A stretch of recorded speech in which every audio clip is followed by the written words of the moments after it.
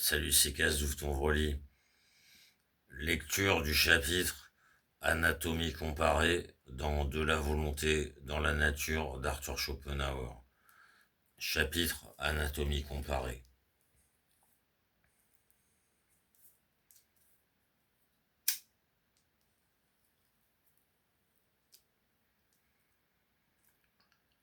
Mon principe, mon principe est donc que la chose en soi de Kant, le substrat ultime de tout phénomène, c'est la volonté. Or, je n'en avais pas seulement déduit que la volonté est aussi l'agent qui se trouve à l'œuvre, dans toutes les fonctions internes, inconscientes de l'organisme, mais également que ce corps organique lui-même n'est autre chose que la volonté entrée dans la représentation. La volonté elle-même considérée à travers cette forme de connaissance qu'est l'espace.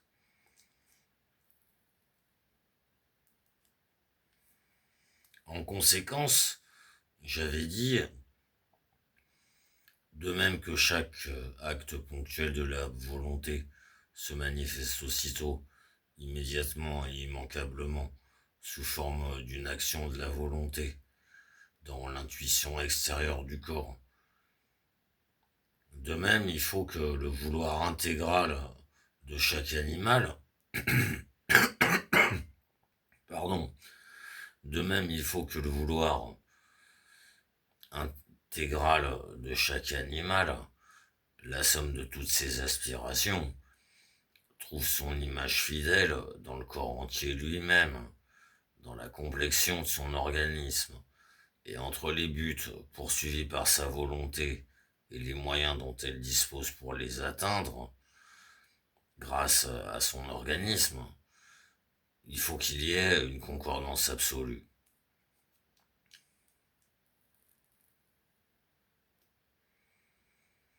En bref, le caractère global de son vouloir doit se trouver avec la figure et la nature de son corps exactement dans le rapport qui unit chaque acte de la volonté pris séparément à chaque action du corps dans laquelle il s'extériorise. En bref, le caractère global de son vouloir doit se trouver avec la figure et la nature de son corps exactement dans le rapport qui unit chaque acte de la volonté pris séparément à chaque action du corps dans laquelle il s'extériorise. Cette loi, des zoologistes, des physiologues réfléchis l'ont reconnue ces dernières années, de leur côté et indépendamment de ma doctrine, et l'ont donc confirmé a posteriori. Leur jugement apporte les témoignages de la nature à la véracité de ma théorie.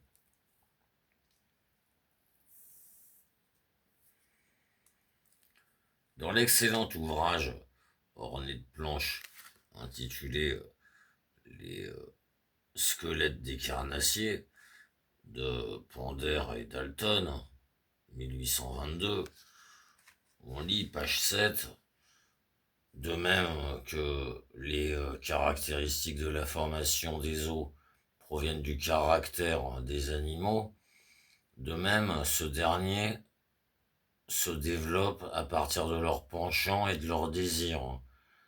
Ces penchants et ces désirs des animaux qui sont si vivants et si prononcés dans toute leur organisation, laquelle n'apparaît que comme intermédiaire. Pardon. De même que les caractéristiques de la formation des os proviennent du caractère des animaux. De même, ce dernier se développe à partir de leurs penchants et de leurs désirs.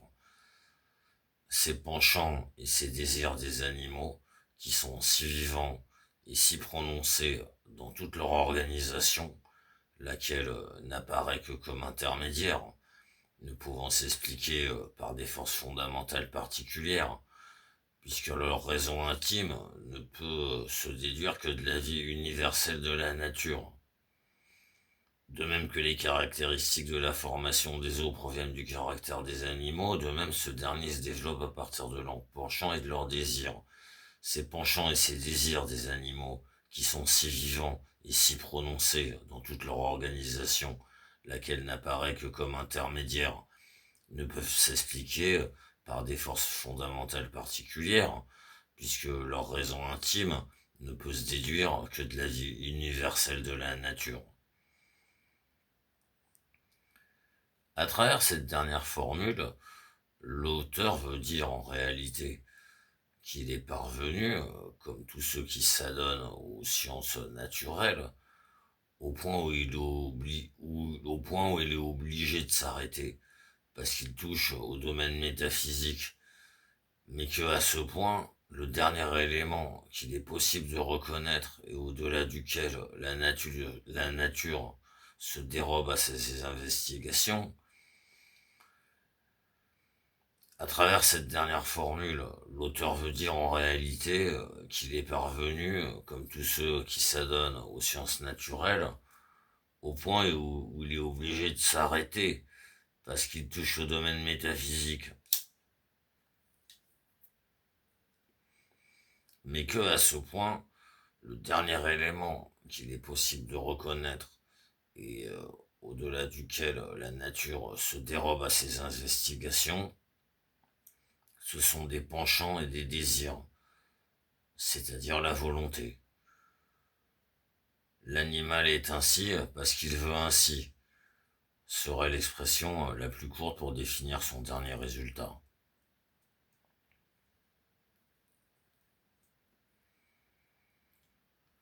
Non moins explicite est le témoignage que donne Burdac, savant profond, dans sa grande physiologie, volume 2, où il traite de la raison dernière de la naissance de l'embryon. Je ne puis malheureusement passer sous silence que cet homme, par ailleurs si éminent, se laisse entraîner juste à cet endroit en un moment de faiblesse. Et Dieu seul le sait, et Dieu seul sait comment, a placé dans son texte quelques phrases de cette pseudo-philosophie totalement sans valeur et imposée de force sur la pensée qui serait l'élément originel, alors qu'il est justement le dernier de tous et le plus limité, mais ne serait pas une représentation, c'est-à-dire nègre blanc.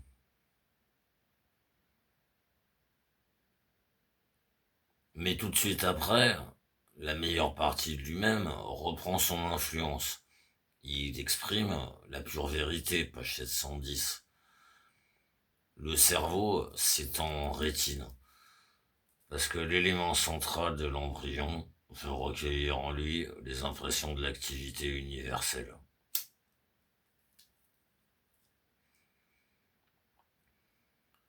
La muqueuse de l'appareil intestinal se développe en tissu pulmonaire, parce que le corps organique veut entrer en relation avec les substances élémentaires de l'univers.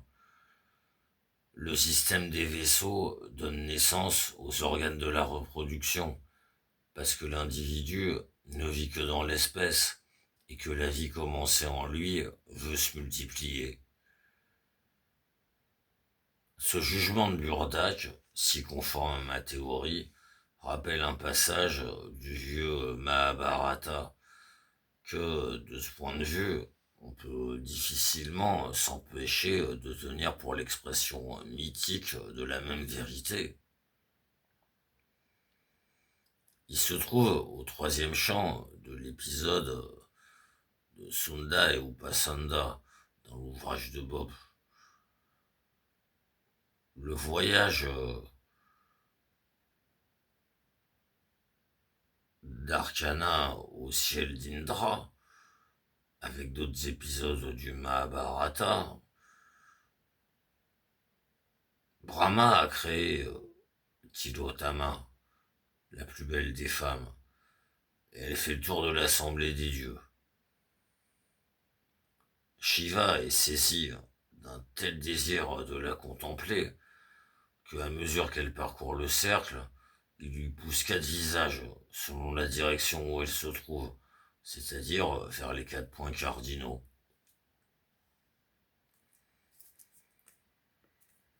Peut-être peut-être est-ce à cela que se rapportent les représentations de Shiva avec 5 têtes, sous le nom de Panch Mukti Shiva.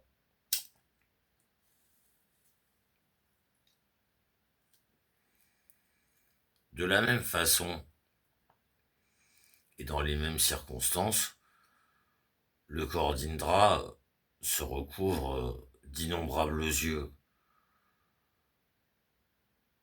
En réalité, il faut voir dans chaque organe l'expression d'une manifestation universelle, c'est-à-dire apparue une fois pour toutes de la volonté, d'un désir fixé, d'un acte de volonté, non de l'individu, mais de l'espèce. Chaque figure d'animal et sa désir du vouloir vivre, suscité par les circonstances. Par exemple, il fut pris de... Par exemple, il fut pris du désir de vivre sur les arbres, d'être suspendu aux branches, de consommer les feuilles, sans avoir à combattre les autres animaux, et sans jamais toucher terre. Ce désir s'incarne à travers l'infinité du temps dans la figure l'idée platonicienne,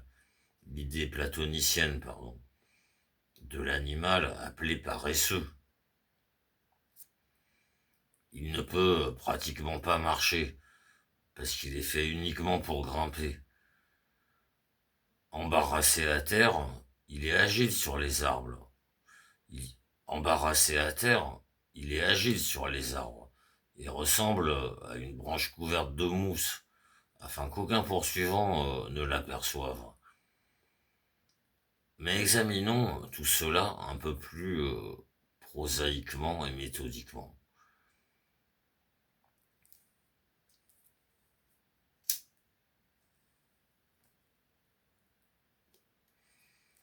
Il est une chose évidente, perceptible jusqu'en dans les moindres détails. C'est l'adéquation de chaque animal à sa façon de vivre, aux moyens extérieurs de sa subsistance, et l'extraordinaire perfection artiste de son organisme,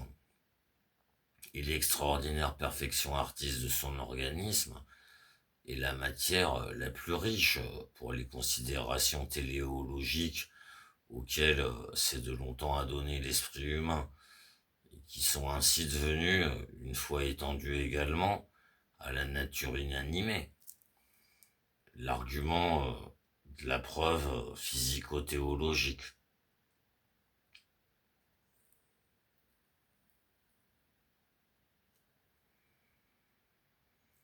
Le caractère adéquat, sans exception aucune. La finalité manifeste de toutes les parties de l'organisme animal montre avec trop d'évidence, pour qu'on n'ait jamais pu sérieusement le contester, que ce n'est point là l'œuvre de forces naturelles contingentes et anarchiques, mais bien d'une volonté.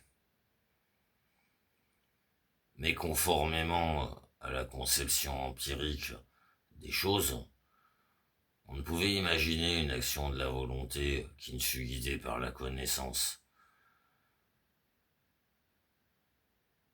Car jusqu'à moi, comme je l'ai exposé dans la précédente rubrique, on tenait tout uniment vouloir et connaissance comme inséparables, allant même jusqu'à voir dans la volonté une simple opération de la connaissance, cette base putative de tout ce qui touche à l'intellect.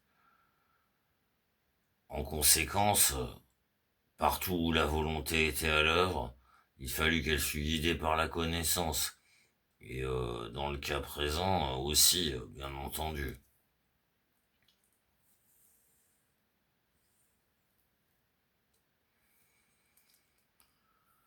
Mais le médium de la connaissance, laquelle, de par sa nature, est essentiellement tournée vers le dehors, implique qu'une volonté qui s'exerce par son intermédiaire n'agisse que vers l'extérieur, c'est-à-dire uniquement à partir d'un être sur un autre être.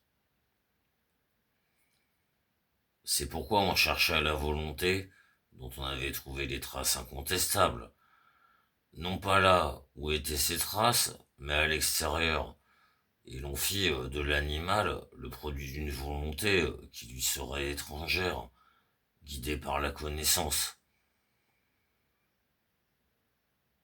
Celle-ci serait donc parfaitement évidente, elle serait un concept adéquat, bien réfléchi, elle précéderait l'existence de l'animal, et avec la volonté dont il est le produit, elle serait située en dehors de lui. Ainsi l'animal existerait dans la représentation plutôt que dans la réalité ou en soi. Voilà la base du processus de pensée sur lequel repose la preuve physico-théologique. Mais cette preuve n'est pas seulement un simple sophisme d'école, comme la preuve ontologique. Elle ne porte pas non plus en elle-même un antagoniste naturel et infatigable, comme la preuve cosmologique, pour laquelle l'antagoniste est cette même loi de causalité à laquelle elle doit son existence.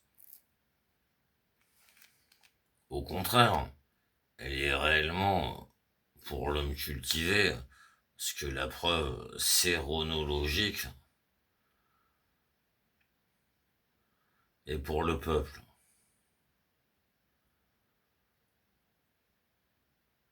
Sous cette détermination, note, j'aimerais ajouter aux trois preuves citées par Kant une quatrième, la preuve à terrorer que caractérise le vieux mal de Pétrone. Sur Terre, la croyance au Dieu est comme d'abord de la peur, et dont il faut voir avec la critique dans l'incomparable avancée, pardon, et aussi dont il faut voir la critique dans l'incomparable ouvrage de Horace, ou non, de Hume, pardon, c'est écrit tellement petit, frérot. Dans le ouvrage de Hume, Natural History of Religion, dans ce même sens, la preuve avancée par la théologie Schleiermacher, celle-ci, celle, celle du sentiment de dépendance, pourrait bien avoir également sa vérité. Mais il ne s'agit pas du sens où l'entendait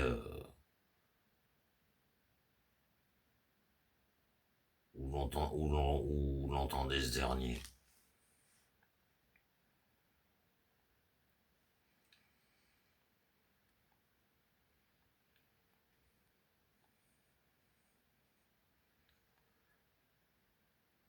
Et présente une telle vraisemblance que même les cerveaux les plus éminents et en même temps les moins prévenus s'y sont empêtrés. Par exemple Voltaire, qui en exprimant d'un autre côté des doutes de toutes sortes, y revient toujours, ne voit pas de possibilité de la dépasser, et va jusqu'à la mettre sur le même pied d'évidence qu'une preuve mathématique. Même Priestley l'a déclaré réfutable. Seule la réflexion et la perspicacité de Hume ont tenu bon ici aussi. Cet authentique prédécesseur de Kant c'est remarqué dans ses dialogues en natural religion et partie 7 et en d'autres endroits, qui méritent bien d'être lus. Combien au fond il y a peu d'analogies entre les œuvres de la nature et celles d'un art agissant, comme quoi au fond il y a peu d'analogies entre les œuvres de la nature et celles d'un art agissant selon une intention. La gloire de Kant n'en brille qu'avec plus d'éclat, tant dans la critique du jugement que dans celle de la raison pure, que partout où il a coupé à cette preuve captieuse, comme aux deux autres, le nervus probandi.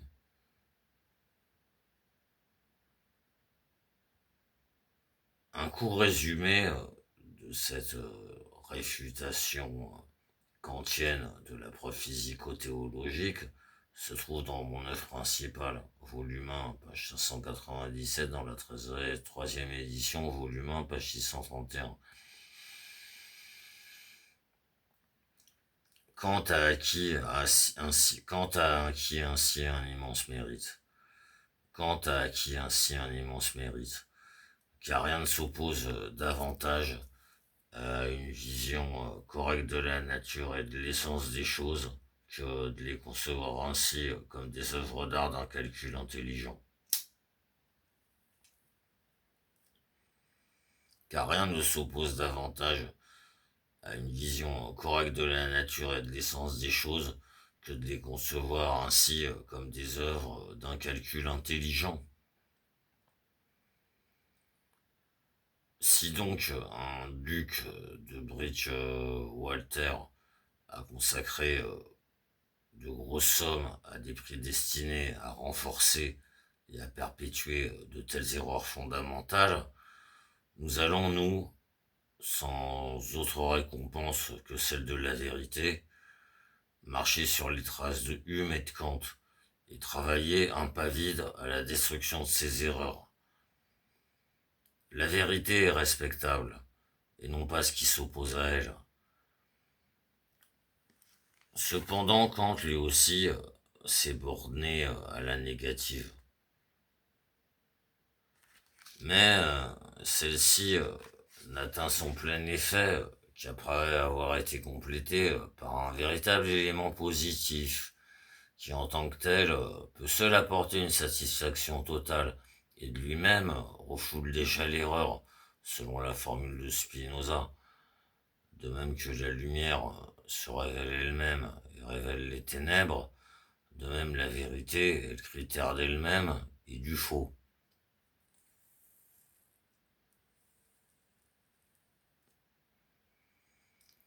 Nous disons donc premièrement, le monde n'est pas fait à l'aide de la connaissance, et donc de l'extérieur, mais au contraire de l'intérieur. Et ensuite, nous nous appliquons à mettre en évidence le punctum saliens de l'univers. Selon la pensée physico-théologique, la nature a été nécessairement ordonnée et modelée par un intellect. Autant cette pensée peut plaire à une intelligence fruste, autant elle demeure fondamentalement absurde. Car l'intellect ne nous est connu qu'à partir de la nature animale, c'est-à-dire comme un principe totalement secondaire et subordonné dans le monde, un produit d'origine tout à fait ultérieure.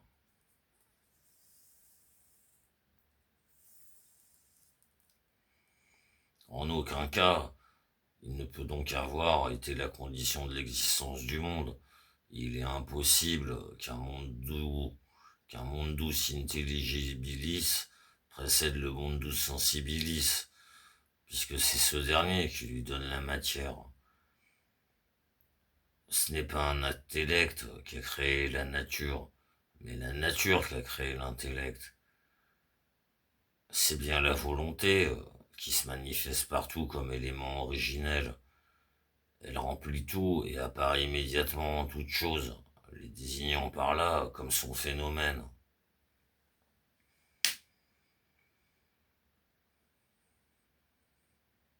Ainsi, tous les faits téléologiques s'expliquent justement par la volonté de l'être même dans lequel on les constate.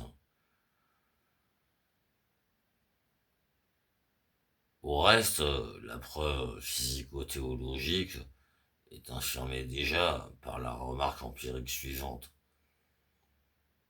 Les œuvres de l'instinct supérieur des animaux, la toile de l'araignée, les alvéoles des abeilles,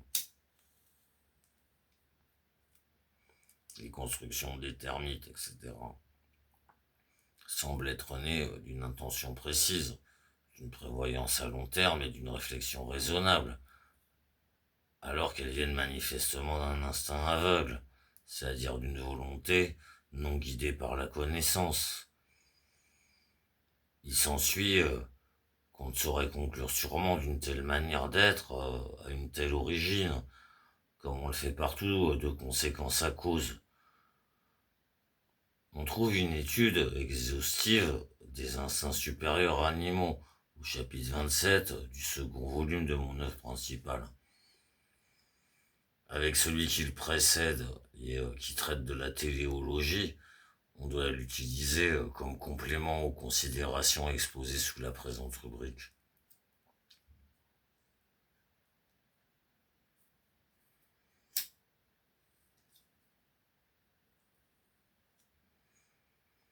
Poussons maintenant un peu plus avant l'examen de cette adéquation que nous avons évoquée entre l'organisation de chaque animal d'une part et d'autre part son genre de vie et les moyens qu'il a d'assurer son existence. La question qui se pose d'abord est de savoir si le genre de vie qui s'est adapté à l'organisation. La question qui se pose d'abord est de savoir si c'est le genre de vie qui s'est adapté à l'organisation, ou bien l'inverse. La question qui se pose d'abord est de savoir si c'est le genre de vie qui s'est adapté à l'organisation, ou bien l'inverse. A priori, c'est la première hypothèse qui semble la bonne, car chronologiquement, l'organisation précède le genre de vie, et on pense que l'animal a adopté le genre de vie auquel sa nature convenait le mieux, et a utilisé au mieux ses organes tels qu'ils se présentaient. L'oiseau vole parce qu'il a des ailes, le taureau donne des coups de tête parce qu'il a des cornes, et non le contraire. C'est également l'opinion de Lucrèce, ce qui est déjà mauvais signe comme toujours. Aucun organe de notre corps n'a été créé pour notre usage, mais c'est l'organe qui crée l'usage. Il la développe en détail.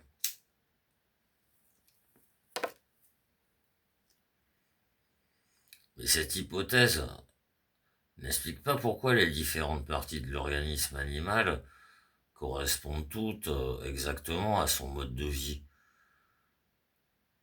Aucun organe n'en gêne un autre. Au contraire, chacun aide l'autre. Aucun ne reste inutilisé. Et aucun organe secondaire ne saurait convenir mieux à un autre genre de vie, alors que, selon cette théorie, seuls les organes principaux auraient déterminé celui que mène réellement l'animal.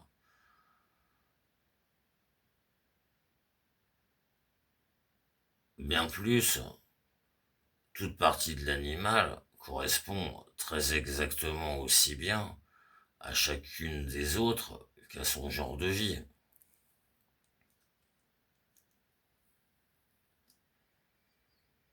Par exemple, les cerfs sont toujours propres à saisir la proie que les dents sont en mesure de déchirer et de mettre en pièces, et que le système digestif est capable de digérer. Les organes du mouvement sont aptes à porter l'animal là où se tient cette proie, et aucun organe ne demeure inutilisé. Le tamanoir n'a pas seulement les pattes antérieures pourvues de longues griffes pour bouleverser la termitière, mais aussi pour y pénétrer un museau effilé en forme de cylindre avec une petite gueule et une grande langue filiforme, couverte d'une salive visqueuse qui l'introduit profondément dans les nids et retire une fois que les insectes s'y sont collés. Par contre, il n'a point de dents, parce qu'il n'en a point besoin. Comment ne pas voir que le rapport entre la conformation du tamanoir et les termites est celui d'un acte de volonté avec son motif. De plus, il existe entre les puissantes pattes antérieures, les longues griffes fortes et crochues du tamanoir et son manque total de dents, une contradiction inouïe, au point que si la Terre subit une nouvelle transformation, le tamanoir fossile sera pour la nouvelle race d'êtres raisonnables, si elle ne connaît pas les termites, une énigme véritable. De plus, il existe entre les puissantes pattes antérieures, les longues griffes fortes et crochues du tamanoir et son manque total de dents, une contradiction inouïe, au point que si la Terre subit une nouvelle transformation, le tamanoir fossile sera pour la nouvelle race d'êtres raisonnables, si elle ne connaît pas les termites, une énigme véritable. Le cou des oiseaux, comme celui des quadrupèdes, est en règle générale aussi long que leurs pattes.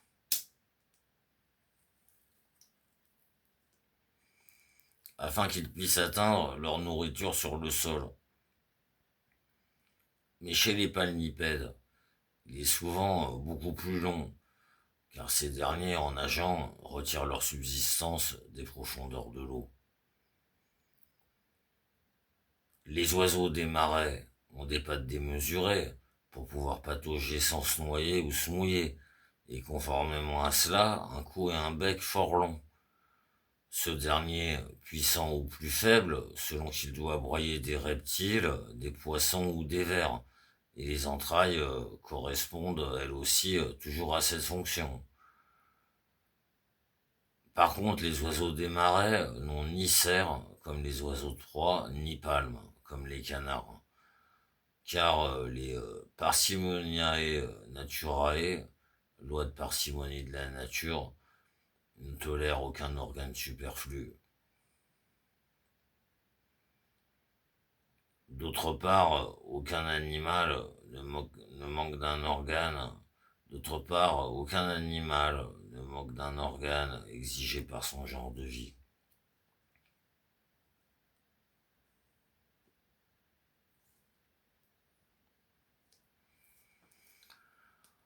Au contraire, tous les organes, aussi différents soient-ils, concordent et semblent calculés pour un genre de vie bien déterminé, pour atteindre l'élément dans lequel se trouve la proie, la poursuivre, la vaincre, la mettre en pièces et la digérer. Tout cela, joint à la loi de parcimonie, prouve que l'animal, afin de trouver sa subsistance, a voulu mener un genre de vie déterminé, et que c'est ce genre de vie qui a défini sa structure, et non l'inverse.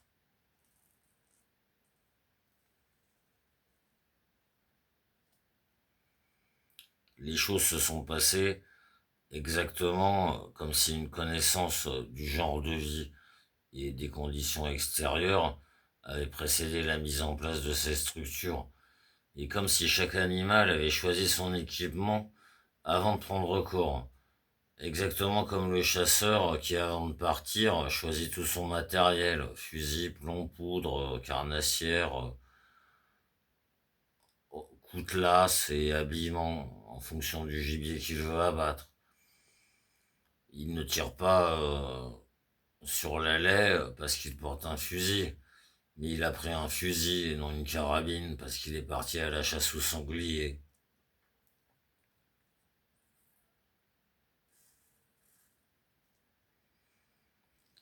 Et le taureau ne donne pas des coups de tête parce qu'il a des cornes, Mais il a des cornes parce qu'il veut donner des coups de tête. Comme preuve complémentaire, nous noterons le fait que chez beaucoup d'animaux, pardon, comme preuve complémentaire, nous noterons le fait que chez beaucoup d'animaux, alors qu'ils en sont encore au stade de la croissance, l'effort de volonté auquel un membre doit servir se manifeste avant même que ce membre existe. Son usage précède son existence. Ainsi, les jeunes boucs, béliers ou veaux donnent des coups de tête avant même d'avoir des cornes. Le jeune sanglier fait des gestes de donner des coups de dents autour de lui, alors que lui manque encore ses défenses qui répondent à l'effet désiré. Par contre, il n'emploie pas ces autres dents plus petites qu'il possède déjà et avec lesquelles il pourrait réellement mordre.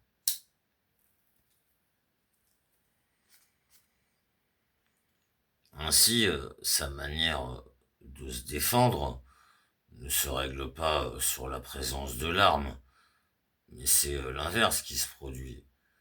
Galien l'a déjà remarqué. Et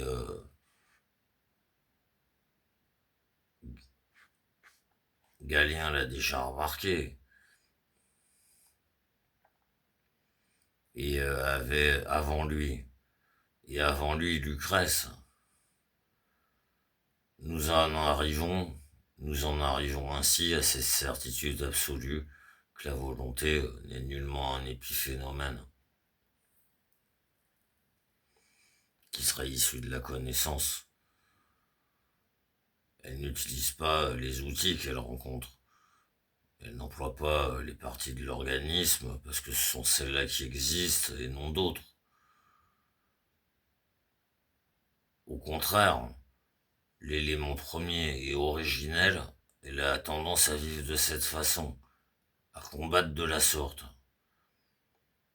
Cette tendance se manifeste non seulement dans l'usage, mais déjà dans l'existence de l'arme, au point que celui-là précède souvent celle-ci, et cela indique que l'arme vient parce que la tendance est là, et non l'inverse.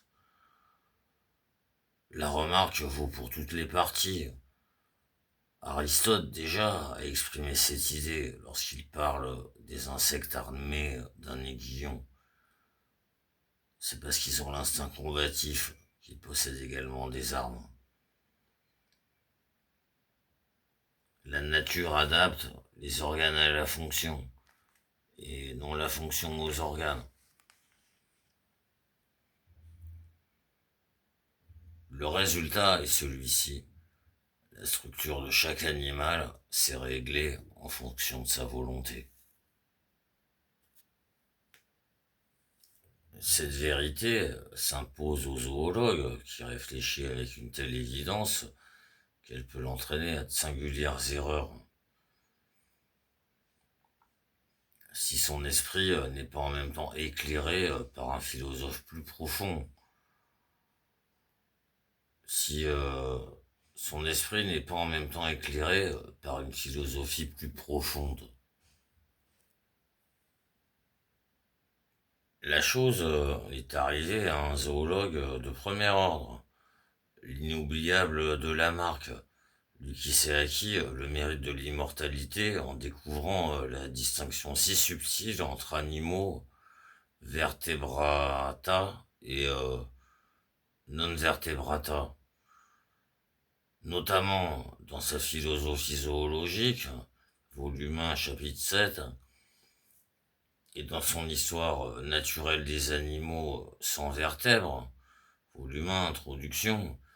Il affirme avec un sérieux parfait et s'efforce de démontrer en détail dans chaque espèce animale que la structure, les armes propres et les organes n'ont pas existé à son origine, mais sont venus peu à peu avec le temps et par génération continue, obéissant aux tendances de la volonté de l'animal que suscitait sa situation et le milieu ambiant, grâce à ses efforts répétés et aux habitudes auxquelles ils ont donné naissance. Ainsi, dit-il, les oiseaux et les mammifères, adaptés à la nage, n'ont eu des palmes que peu à peu, en écartant les doigts pour nager. Les animaux des marais ont de longues pattes et un long cou, à force de patauger dans les marécages. Les bêtes à cornes n'ont eu des cornes que peu à peu, car ne pouvant mordre convenablement, elles ne combattaient qu'avec la tête, et cette pugnacité engendra progressivement des cornes ou des bois.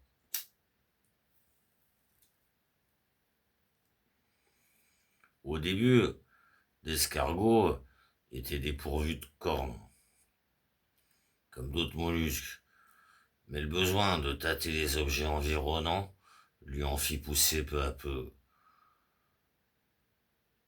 Toute l'espèce féline n'est des griffes, pardon, toute l'espèce féline n'eut des griffes qu'à la longue, à cause du besoin de déchirer la proie, et comme il fallut ménager ses griffes pendant la marche sans qu'elles fussent une entrave, elles devinrent mobiles et reçurent un fourreau. Toute l'espèce féline n'eut des griffes qu'à la longue, à cause du besoin de déchirer la proie, et comme il fallait ménager ses griffes pendant la marche sans qu'elles fussent une entrave, elles devinrent mobiles et reçurent un fourreau. La girafe vivant, la girafe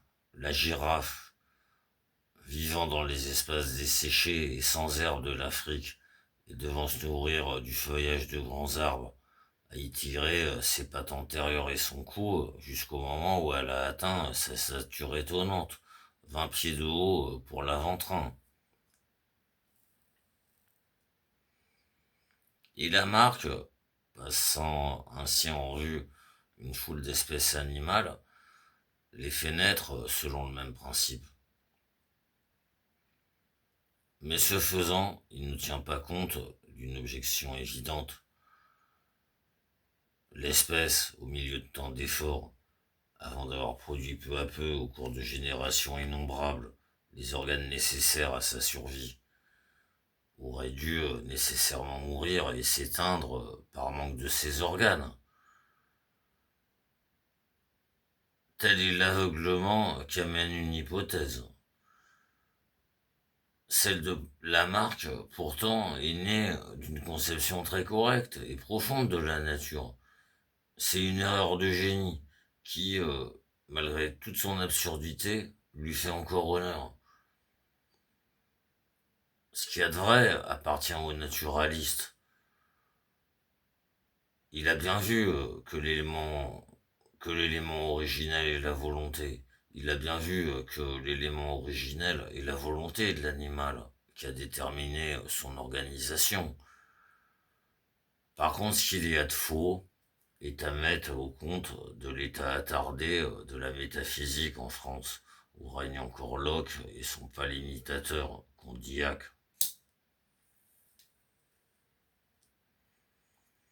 Pour eux, les corps sont des choses en soi, l'espace et le temps des qualités des choses en soi, et la grande doctrine, si riche en conséquences, de l'idéalité de l'espace et du temps, et donc de tout ce qui se manifeste en eux, n'a pas encore cours.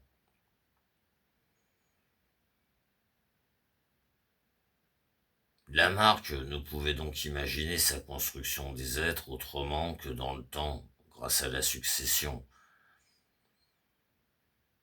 En Allemagne, l'action profonde de Kant a chassé à jamais des erreurs de ce genre, tout autant que l'atomisme fruste et absurde des Français et les considérations physico-théologiques édifiantes des Anglais.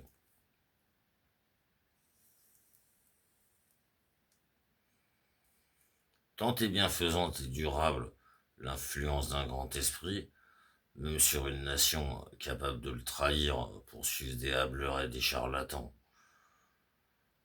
Tant est bienfaisante et durable l'influence d'un grand esprit, même sur une nation capable de le trahir pour suivre des hâbleurs et des charlatans. Mais Lamarck ne pouvait pas en arriver à penser que la volonté de l'animal en tant que chose en soi pût se situer en dehors du temps et préexister ainsi à l'animal lui-même. Il pose donc en premier l'animal, sans organe déterminé, mais aussi sans tendance déterminée, doué seulement de perception. Celle-ci lui apprend les circonstances dans lesquelles il doit vivre, et de cette connaissance naissent ses tendances, c'est-à-dire sa volonté, qui engendre finalement ses organes, sa corporisation déterminée, et ce à l'aide de la génération, c'est-à-dire dans un temps infini. S'il avait eu le courage de mener ce raisonnement jusqu'à son terme, il aurait dû admettre un animal originel qui en conséquence eût été dépourvu de toute physionomie et de tous organes, et fut transformé selon les conditions climatiques et locales, et selon la connaissance qu'il en aurait eue, pour donner naissance aux myriades de figures animales de toutes sortes, du moucheron à l'éléphant. Mais en réalité, cet animal originel, c'est le vouloir vivre.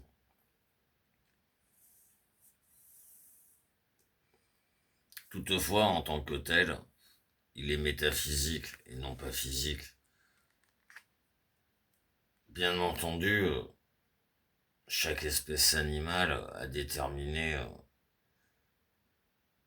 sa volonté propre, et en raison des conditions dans lesquelles elle voulait vivre.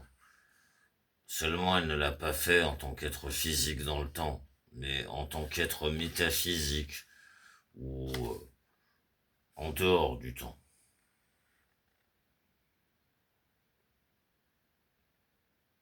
La volonté n'a pas procédé de la connaissance, et celle-ci n'existait pas avec l'animal, avant que naquit la volonté comme un simple accident, un élément secondaire voire tertiaire.